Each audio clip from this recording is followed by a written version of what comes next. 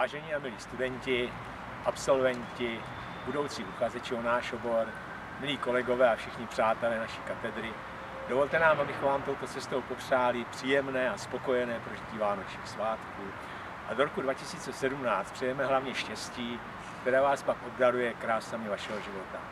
Každý rok na katedře sociální patologie a sociologie přemýšlíme nad originálním dárkem pro všechny naše blízké. V letošním roce jsme se rozhodli, že využijeme projektu společnosti Člověk v tísni a obdarujeme vás skutečným darem. Tímto darem je tento certifikát, který symbolizuje ovečku, která bude dána konkrétní rodině v Etiopii, která jim pomůže zlepšit jejich kvalitu života.